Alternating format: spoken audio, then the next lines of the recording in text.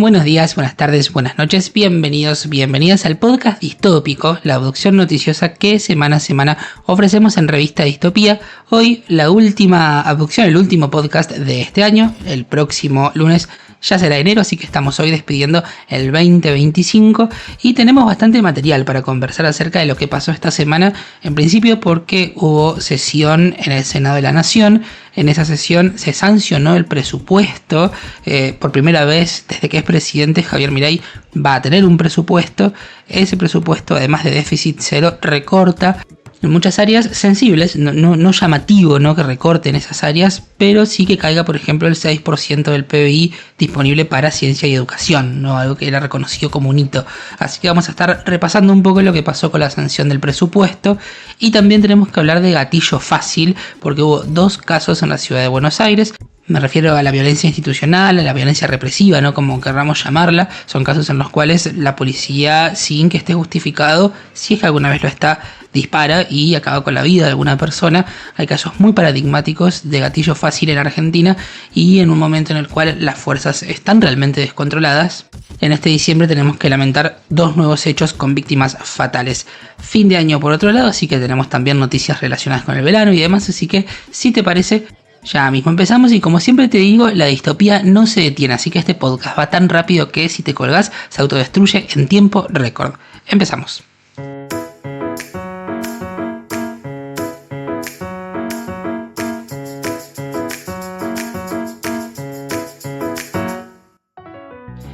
Bien, ahora sí empezamos con la información y como te decía, el presupuesto para el próximo ejercicio, para el 2026, es ley. Por primera vez desde que Javier Milei es presidente va a tener presupuesto. Antes no lo había conseguido, tampoco se había interesado demasiado. No tener presupuesto también brinda cierta discrecionalidad en el manejo de los fondos, más allá de que el Congreso era más hostil, pero ahora sí cuenta con un presupuesto y ese presupuesto tiene algunas particularidades. Por ejemplo, deroga los artículos que establecían metas al financiamiento educativo, que era destinar un 6% del Producto Bruto Interno, el PBI, a los fondos para las escuelas técnicas y a la ciencia.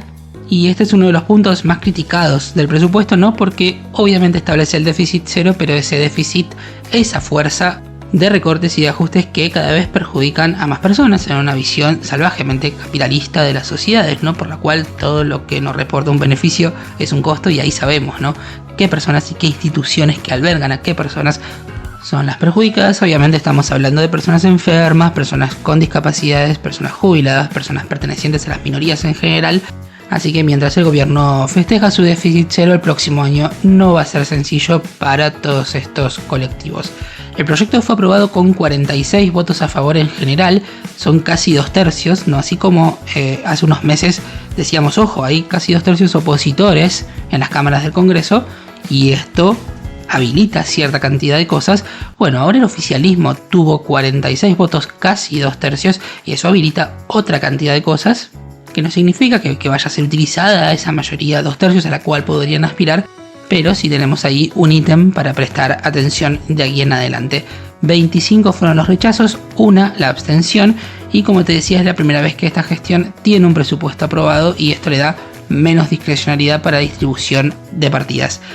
Como te decía, hay un artículo en particular que es el que se aprobó y que es el que más comentado y yo creo el que más repercusión puede llegar a tener de acá en adelante, que es el artículo 30 del capítulo 2, que es justamente el que propone eliminar los pisos mínimos de financiamiento para áreas como ciencia, tecnología y educación. También se aprobó en el Senado en esa misma sesión una ley, la ley de inocencia fiscal, que tiene como objetivo básicamente blanquear dólares. No todos son inocentes hasta que se presuma lo contrario respecto a blanqueamiento de dinero, ¿no? Esto en principio tiene dos asuntos. Primero, que la plata puede venir de cualquier lado, no sé, narcotráfico, delitos, evasión, trata laboral, el motivo que se te ocurra, y estamos ante un estado bobo que no quiere hacer nada con esas situaciones. Y por otro lado, también hay una cuestión muy cínica en el nombre de este proyecto, porque se le pone inocencia fiscal, jugando con el principio de inocencia del derecho penal, que todos lo conocemos, ¿no? Es ese principio por el cual todos somos inocentes hasta que se comprueba lo contrario, ¿no? Lo que se construye en un juicio es la culpabilidad, y si no se puede probar que sos culpable de un hecho, bueno, sos inocente. te imaginarás que al gobierno libertario, que tiene este discurso berreta de mano dura, demasiado no le gusta el principio de inocencia en materia penal, lo erosiona todo el tiempo. De hecho, está bastante habilitado el uso de armas para la policía. Vamos a hablar de gatillo fácil dentro de un rato, sin ir más lejos. Pero mientras tanto, lo usan de manera cínica, como han hecho con un montón de cosas, ¿no? Con el Día de la Diversidad Cultural, con el Día de las Mujeres, con el Día de la Memoria, y lo trasladan al terreno financiero, que es donde ellos pretenden erigir su batalla cultural. Bueno, aprueban este proyecto de ley de inocencia fiscal y Milei explica esto convencidísimo. Dice básicamente lo que acabo de decir, pero a él no le parece ni grave ni preocupante. Es exactamente lo que él se imagina para construir un país virtuoso, ¿no? Y me parece tan explícito como lo dijo que traje el audio para que lo escuchemos. Esto decía Milei sobre el proyecto de ley de inocencia fiscal, que ya no es un proyecto, está sancionado. Y si su patrimonio a usted no le caía, a usted no le cerraba el blanco y a usted le caía una inspección y le rompía la cabeza. Sí, señor. ¿Por qué, digamos, gastó más que esto si, digamos, no mapea contra la variación de patrimonio y lo que usted ingresó? Exacto. Ahora, si usted se suscribe al nuevo régimen, nadie va a mirar la variación patrimonial, con lo cual usted va a poder gastar todo lo que se le dé la gana. Y nadie lo va a controlar. A usted se le van a cobrar impuestos por sus ingresos declarados. Bien, el berretaje de la libertad, ¿no? Terminamos el año, como decíamos hace un ratito, con dos casos muy visibles de gatillo fácil, de violencia represiva, como querramos llamarla. Casos hay todo el tiempo, los mide la Correpi, por ejemplo, que anualmente emite un informe que siempre en Distopía lo reflejamos. También la Comisión Provincial por la Memoria habla de estos temas. El gatillo fácil es una corriente, sobre todo en barrios pobres, pero de repente son casos más invisibles, ¿no? Aunque pasan a plena luz del día, son invisibles. En este caso lo llamativo es que dos casos quedaron registrados, pasaron en la ciudad de Buenos Aires y se viralizaron, entonces quebraron ese cerco mediático que no cualquier noticia de esta raigambre atraviesa, ¿no? El primero de esos casos es con imágenes muy contundentes, ¿no? Es el asesinato de Gabriel González. Él era un vecino de la Villa 20 de Lugano, estaba intentando defender a su hijo de los golpes de la policía de Jorge Macri, la policía porteña. Esto pasó el día de Navidad, además, el 25 de diciembre a la tarde, y en esa misma balacera, además de matar a Gabriel González, también hirieron de bala a su compañera de vida, a su novia, a su esposa. No hay mucho lugar para especulación porque está el video, ¿no? Entonces vemos que los vecinos estaban desarmados, que estaban solamente defendiéndose con sus brazos de la agresión. Y atención con esto, porque lo que habría desatado este episodio violento tiene que ver con que la policía empezó a exigir que desde la vivienda bajaran la música en Navidad, lo cual provocó una discusión y empujones y después el inicio de la represión policial. Estamos viendo entonces policía dispuesta a sacar las armas por una causa totalmente menor, ¿no? Bajar la música. Vemos desatados a 6 policías en ese video, él defendiéndose sin remera a los golpes, y media docena de policías, ¿no? 6 policías que lo van golpeando sin piedad, ¿no? De repente uno saca la escopeta y le dispara. La muerte fue instantánea y, como te decía, uno de los disparos además hirió a la compañera, a la novia del asesinado y a otros vecinos que estaban ahí viendo el episodio violento. Obviamente se activó todo el mecanismo de justificación de la violencia que se suele activar ante casos así, y empezaron a decir que los vecinos estaban armados, que el video era IA y demás. Pero no solo los hechos son elocuentes, sino, como te decía, las estadísticas juegan en contra, de cualquier relato en contra. Y además, 3 días después, el domingo 28, ayer, en el barrio de Constitución, hubo otro caso de violencia policial. La policía porteña, la misma policía de Macri, que en este caso son 2 casos de esa policía, pero esto no escapa a ninguna policía. Bueno, en este caso le dispararon a Leonardo Vargas, él quedó gravemente herido, lucha por su vida en un hospital de Ramos Mejía. Y en este caso la policía intervino ante un conflicto callejero entre 2 hombres, uno de los 2 en situación de calle, otro residente de un hotel familiar en las inmediaciones. Sin mediar palabras, un policía tiró a matar a la persona que reside en el hotel familiar, quien resulta gravemente herido. Vemos acá una persona que vive en una villa por un lado y por otro lado una pelea callejera entre una persona en situación de calle y otra persona que está hospedada en un hotel familiar, de estos hoteles por día, ¿no? A los cuales van las personas que están poco menos que en situación de calle. Entonces la violencia policial se dispara, yo diría, a modo de aporofobia. Llegamos a un punto en el cual ya es directamente gestión de la pobreza lo que están haciendo. Obviamente estamos ante fuerzas policiales que se encuentran totalmente avaladas por el poder para disparar, para ser crueles. habilitadas para, entre muchas comillas, mostrar quién manda, y esto sucede desde las esferas más altas del poder, del poder, toda vez que Javier Milei y Patricia Bullrich dicen, por ejemplo, el que las hace las paga, refiriéndose a este tipo de hechos. No cualquier persona que hace cualquier cosa paga lo que tiene que pagar. No, las personas pobres son las que pagan. Por otro lado, tengamos en cuenta que existen en la ciudad de Buenos Aires, la policía porteña cuenta entre su arsenal de armas con las famosas pistolas Taser, las pistolas que generan una descarga eléctrica sobre las personas, dicen que tienen menos letalidad y también que son para evitar un ataque con una pistola que sí tenga la potencialidad de matar, y vemos que en definitiva disparan con armas de fuego. Por supuesto que nos sorprende, sabíamos que eso iba a pasar. Sin embargo, fijémonos cómo el populismo de derecha, el populismo represivo, logra instalar sus discursos, logra aprobar sus medidas, logra implementar sus políticas. No cambia nada, pero sí vuelve mucho más violenta la vida para las personas que ya viven en situación de vulnerabilidad. Y ese es el proyecto de Estado que proponen los libertarios. Esto no es nuevo, de hecho si hablamos de gatillo fácil tenemos que hablar también de Pablo Grillo. Ya sabemos quién es, fotoperiodista que fue herido en la represión de una de las protestas de los jubilados de los miércoles, donde todas las semanas se reprime y se golpea a jubilados. Bueno, él estaba cubriendo, estaba sacando fotos, lo hirieron de gravedad, hoy pelea por su vida y tiene secuelas que van a ser permanentes como mínimo, y en este caso tenemos que decir que la Cámara Federal confirmó el procesamiento del cabo Héctor Guerrero por las gravísimas lesiones al fotógrafo, pero una vez más, ¿fue el cabo Guerrero? ¿Fueron los oficiales que asesinaron en esta semana a Gabriel González o que hirieron a Leonardo Vargas? ¿O es la conducción de esas fuerzas policiales y la política que los habilita a hacer lo que hacen? No sirve demasiado la justicia ex post. Como dijo la propia mamá de Pablo Grillo, él ya no es quien era y eso no tiene reparación. Como si fuera poco, y antes de ir al pequeño corte que habitualmente hacemos a la mitad del podcast, tenemos que decir que estas fórmulas son históricas, no han dado resultado toda vez que intentaron implementarse. Hablábamos hace unos días en el newsletter del caso de Bloomberg, pero hoy traje a modo de viral de la semana. ¿Se acuerdan que cuando empezamos con el podcast teníamos un viral de la semana? Bueno, hoy volvemos con este viral porque encontré un fragmento de 10 segundos en el cual quien habla es Fernando de la Rúa, nada menos, y en campaña esto decía: 3 cosas que quiero que queden claras de la Argentina que viene. 1, el que las hace las paga. 2, Argentina va a crecer. 3, conmigo el ajuste lo hace la política y no el pueblo.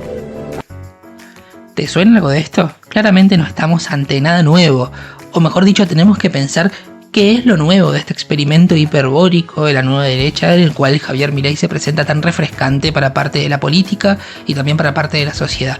¿Qué es lo nuevo? Claramente el crecimiento a costa de ya sabemos qué, el ajuste que supuestamente paga la política y el orden represivo no son lo nuevo. Estoy leyendo en este momento un libro que hasta lo que voy leyendo lo recomiendo, es El Archipiélago, editado por El Gato y la Caja, y cuyo autor es Roberto Chuit Roganovich, que piensa un poco esto, ¿no? ¿Qué es lo que vio la nueva derecha? ¿A qué le dio respuesta? ¿Que terminó ganando tanto terreno ante otras formas de concebir la organización social no más progresistas o más de izquierda, si se quiere?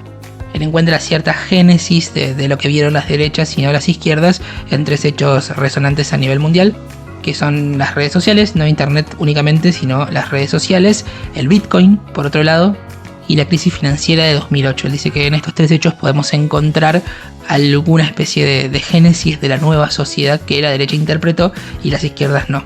Repito, lo dice Roberto Chuit Roganovich en un libro que se llama El Archipiélago. Bien, dicho esto, ahora sí vamos al corte que habitualmente hacemos en la mitad del podcast distópico. Aquí yo te recuerdo que estás escuchando la abducción noticiosa de Revista Distopía. Esto es un resumen semanal de noticias de Argentina principalmente, lo publicamos todos los lunes, pero no es lo único que ofrecemos en Revista Distopía, porque también tenemos un newsletter que se emite cada 15 días, llega de manera gratuita por mail a quienes estén suscriptos o suscriptas. Este fin de semana, este domingo toca, así que si se quieren suscribir todavía están a tiempo. También generalmente publicamos entrevistas audiovisuales, reels, con la noticia distópica de este podcast que realiza y edita Eve, a quien le mando un beso grande. y algún que otro contenido, y todo esto lo hacemos de manera 100% autogestiva e independiente. Seguramente notarás que nuestra perspectiva acerca de la distopía presente es bien particular y que no tiene ninguna clase de condicionamiento. Básicamente interpretamos la realidad y como la interpretamos tratamos de comunicarla de manera tal que sea fácil y comprensible, y eso es posible porque nuestro medio de subsistencia es únicamente la comunidad distópica, es decir, los aportes y las suscripciones que ustedes que están por ahí escuchando este podcast o que leen nuestro newsletter decidan hacer porque les parece importante que Voces como la nuestra existan, porque se sienten interpelados, porque quieren acompañarnos, hacernos preguntas, etcétera, etcétera, etcétera. Por este motivo es que yo los invito y las invito, si aún no son suscriptores, a suscribirse. Abajo de este video en YouTube van a encontrar cómo suscribirse, también van a encontrar cómo aportar por única vez, quizás un aporte de fin de año, ¿por qué no? Nada es mucho, nada es poco y todo suma, así que si deciden hacerlo, les agradezco mucho. En el caso de que no sean los aportes económicos lo que puedan hacer en este momento, también hay otra posibilidad en este mundo de unos y ceros, que son las alabanzas al dios algoritmo, ¿no? Esto es lo que te dicen siempre todos los medios digitales: comentar, compartir este mismo video, darle like, comentarlo, compartirlo, pasárselo a alguien que le pueda interesar. Bueno, todo eso que moviliza a los algoritmos, ayudarnos haciéndolo. De esta manera vas a contribuir a que sigamos relatando la distopía presente. Dicho esto, vamos a pasar a la noticia distópica de esta semana, que realmente no tiene desperdicio, y yo me la imagino cuando la leo como si en televisión estuviesen haciendo un PNT, un chivo. ¿Vieron cuando están conduciendo un programa y de repente tiran una publicidad? Yo me la imagino de esa manera, como si ofreciesen esto que es la noticia distópica, que es la autorización por parte del gobierno de realizar en el Parque Nacional Iguazú, en las cataratas, en la Garganta del Diablo, microeventos, eventos privados, pagos, por supuesto. Es decir, a partir de ahora, si alguien quiere hacer un evento en un parque nacional, que supuestamente es parque nacional porque necesita ser resguardado, bueno, pagando puede hacerlo. La normativa establece que estos encuentros pueden contar con un máximo de 60 asistentes que tienen que cumplir ciertas normas ambientales. Gracias por la deferencia, y no van a poder usar dispositivos de música, megáfonos y drones. Es un régimen, según dice la normativa, especial, transitorio y experimental con vigencia de 1 año. Por acá va lo novedoso de las nuevas derechas, ¿no? Mercantilizarlo absolutamente todo. Según dijo el intendente del Parque Iguazú, José María Hervas, esta medida viene a ordenar este tipo de actividades pequeñas. ¿Qué se imaginan desde el Parque Nacional? Bueno, se imaginan, por ejemplo, una merienda en el balcón de la Garganta del Diablo, un paseo exclusivo en el tren que atraviesa la reserva, o un brindis de cara al denominado Salto Dos Hermanas. Siguiente deferencia que tienen: si querés hacer un evento en la Garganta del Diablo, surrealista realmente, bueno, tenés que firmar una declaración jurada de compromiso ambiental, y si las autoridades lo ven viable, se lo pasan a las 2 empresas concesionarias que están en Iguazú para que el organizador converse directamente con la compañía. El Estado ya no tiene más nada que ver. Ahí te pasan el costo y bueno, organizas tu brindis en la Garganta del Diablo. Creo que no hace falta explicar por qué esta noticia es la noticia distópica de esta semana, pero a su vez conecto esto con otra noticia que se conoció esta semana y que bien podría haber sido la distópica, porque el CONICET está haciendo, o hizo mejor dicho, un nuevo stream de esos desde el fondo del mar, en el cual surgió por ejemplo la estrella Culona. Bueno, transmitieron de nuevo en una nueva expedición en búsqueda de vida en el fondo del mar, y encontraron una cinta de VHS, un cassette de video de los que se ponían en la vieja videocasetera, que yacía en el lecho marino. Dicen que lo curioso no fue solamente encontrar esto conservado en aparentes perfectas condiciones, o que haya estado en un ambiente remoto, sino que además se había transformado en parte del hábitat de una estrella de mar. Se puede ver claramente en el video. Obviamente esto pone en evidencia la presencia de desechos tecnológicos en las zonas más remotas del planeta. Es una frase hecha a esta altura, que toda la basura va a parar al mar, pero es muy cierta. Por otro lado, hay reportes de Greenpeace y de distintas organizaciones ambientalistas que advierten sobre esto de manera permanente. Hay plásticos en nuestros organismos también, y sin dudas organizar una merienda en la Garganta del Diablo va a terminar generando que desechos que no se biodegradan nunca vayan a parar a una zona que es protegida y no es protegida de manera arbitraria. Ya que estamos en materia ambiental y volviendo estrictamente a la información, estamos atravesando una ola de calor. Se despedimos el 2025 con picos que van a llegar a los 40 grados en el AMBA, donde te cuentan toda la televisión, pero también en toda la región centro del país. Te diría que salvo unas pequeñas excepciones en las zonas cordilleranas, las temperaturas van a ser elevadísimas en todo el país. Obviamente recomiendan tener los cuidados que creo conocemos bastante. Y de lo que nadie habla es de la deforestación, por ejemplo, de la ley de glaciares que este gobierno quiere establecer para que las mineras se sigan estableciendo en el país, o de la ampliación de la frontera hidrocarburífera en el país, que es lo que quiere Milei que suceda a partir de la nueva ley de glaciares. Recordemos que 2025, según el Observatorio de Sismicidad Inducida, va a ser el año de los 100 sismos en Vaca Muerta. Última en materia ambiental, siguen las marchas en Mendoza por el agua. Recordemos que se aprobó el proyecto minero San Jorge en la legislatura con amplias movilizaciones en el país. Estas movilizaciones continúan, no son lo masivas que fueron ese día, pero sí permanecen. Es un estado de lucha que no desaparece. Y mientras tanto las asambleas también avanzan por el costado legal con la presentación de declaratorias de inconstitucionalidad, recursos de amparo y demás. Vamos ahora con algunas noticias económicas. Primero, consumo masivo. Las ventas en shoppings bajaron 4.7% interanual en octubre, pero ascendieron 5.1% en el acumulado en los primeros 10 meses del año, según el INDEC.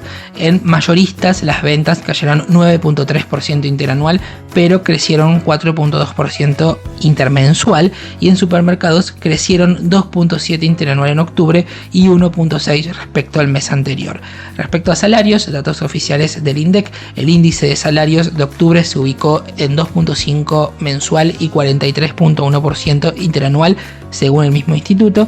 Subió 2.1% en el sector privado registrado, 1.9% en el sector público y 4.2% en el sector privado no registrado. Es decir, los trabajadores del sector público y privados registrados perdieron contra la inflación del 2.3% y los informales quedaron por encima, aunque yo creo que esto es realmente difícil de medir y mucho más con herramientas un poco oxidadas. Respecto a la actividad económica, subió a nivel interanual en octubre 3.2%, pero cayó respecto a septiembre un 0.4% según el INDEC, o sea, sigue la tendencia intermensual a la baja que solo se interrumpió de agosto a septiembre con una suba ínfima de 0.1%. La noticia favorable es que la actividad acumula una suba del 5% en los primeros 5 meses del año, pero también es cierto que estamos comparando con un mismo periodo de 2024 que fue realmente duro. Por otro lado, pasó la Navidad y según la Cámara Argentina de la Industria del Juguete, las ventas navideñas cayeron 6.9% respecto al año pasado. Hay que tener en cuenta que se están importando muchísimos juguetes. Escuchaba hace unos días una entrevista a un representante del sector que decía que la proporción es 75-25. Se importa 75% y se compra 25% producción nacional en materia de juguetes. Ya que estamos con aires navideños, el 24 de la noche y el 25 en las primeras horas hubo una movida en Plaza del Congreso, en la ciudad de Buenos Aires, que se llamó Ninguna Familia Sin Navidad y se trató de una cena compartida organizada por la organización Argentina Humana. Además de la cena, un brindis a la medianoche, regalos para los más chicos. Y bueno, una jornada de celebración como la de cada familia, pero en este caso para las personas que menos tienen, que fueron a la Plaza del Congreso. Según la organización participaron más de 5.000 personas que obviamente son excluidas por el sistema, las que festejaron la Nochebuena en esta plaza con un menú navideño de 3 platos elaborados de manera artesanal, además de shows musicales, mesa dulce y regalos para todos. Dicen desde la organización que la concurrencia fue mayor a la del año pasado, cuando habían participado más o menos 4.000 personas. Vamos ya con las últimas noticias. Van a aumentar generosamente las jubilaciones. 2.47% es lo que van a aumentar las jubilaciones en Argentina. Esto es según la variación del índice de precios al consumidor de noviembre del 2025. Es un porcentaje que se aplica a todos los saberes del sistema nacional. Recordemos que la fórmula la había cambiado Macri, la volvió a cambiar Alberto Fernández y Javier Milei estableció la inflación. Con esta suma totalmente magra que compensa índice de precios que no sabemos qué impacto tiene en la vida cotidiana de las personas, Ni hablar que no estamos en una política expansionista de las jubilaciones, ¿no?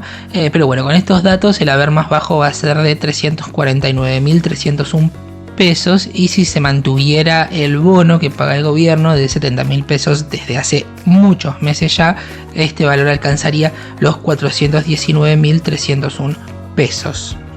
A todo esto leí hace un ratito, antes de grabar el podcast, que el gobierno entra como una especie de receso, entre comillas, o de menor intensidad de gestión hasta el 5 de enero, y que después habría un aumento para funcionarios. Según decía la nota que leí, que es de Diario Clarín, cobran entre 2 y 3 millones de pesos los funcionarios, y parece ser que se estarían yendo cuadros técnicos porque ganan poco. Así que el gobierno estaría buscando evitar esa fuga. Esperemos que sigan el criterio de los jubilados, no que aumenten según la inflación, 2.47%. En otro orden tenemos 3 feriados, o mejor dicho, 3 días no laborables con fines turísticos para el año que viene. Se confirmaron, nos establece siempre el gobierno por decreto, y el próximo año van a ser no laborables el lunes 23 de marzo, el viernes 10 de julio y el lunes 7 de diciembre. 2 noticias más. En la previa de Navidad, Cristina Fernández de Kirchner fue sometida a una intervención quirúrgica por un cuadro de apendicitis. La operación se hizo en el sanatorio Otamendi de la ciudad de Buenos Aires, donde permanece internada. El parte médico dice que la expresidenta evoluciona sin complicaciones postoperatorias, pero que no puede avanzar una dieta que no sea líquida, así que todavía no está de alta. Por último, pequeña cápsula latinoamericana, una noticia de Brasil, porque Brasil hace historia, acreditó frente a la OMS, la Organización Mundial de la Salud, la eliminación de la transmisión vertical, es decir, de gestantes a hijos del VIH, y se convirtió en el país más grande de las Américas en alcanzar este hito histórico. Esto es porque redujo la transmisión vertical por debajo del 2% y porque tiene coberturas superiores al 95% de atención prenatal, pruebas rutinarias de VIH y tratamiento oportuno para mujeres embarazadas que viven con esta enfermedad. En Argentina siguen naciendo bebés con VIH, y el gobierno, justamente en este tipo de profilaxis, obviamente también ajustó. Mientras tanto, ya que estamos en terreno de salud, se confirman casos en Argentina, todavía no con circulación viral, pero sí se confirman casos de la nueva gripe H3N2, que tiene una sintomatología similar a lo que era la sintomatología del COVID o de una gripe convencional, pero que es altamente más contagiosa. Ante esto, la prescripción es la vacunación antigripal. No estamos todavía en el momento del calendario de esa vacunación. Quizás el gobierno decida adelantarla, no lo sabemos, pero esto es lo que suele hacerse en los países, no adelantar el calendario de vacunación antigripal. Bien, dicho esto, ahora sí llegamos al final de este podcast, que es además el último podcast del 2025. Hace unos días nos despedimos a través de un mail que le llegó a la comunidad distópica y también de una publicación que hicimos en Instagram. Sin embargo, quiero tomarme un minuto para agradecer a todas las personas que están del otro lado de este podcast, de este video o de este audio, según en qué plataforma estén escuchando. Sin dudas, como toda conversación, este espacio tiene sentido porque hay otra persona del otro lado, porque podemos comentar esto que estamos hablando, porque hablamos el mismo idioma y porque vemos la realidad con lentes parecidos. Yo agradezco muchísimo la confianza y que me permitan acompañarlos y también que me acompañen en la distopía. Las abducciones noticiosas, por supuesto, que siguen en todo el verano, también el próximo año. Vamos a ir seguramente contando un poco más de lo que viene en el 2026 para Revista Distopía. Pero ahora también es momento de decirles a ustedes, comunidad distópica, oyentes del podcast distópico, compañeros de abducción, que voy a brindar por ustedes y que espero que tengan el mejor 2026 posible.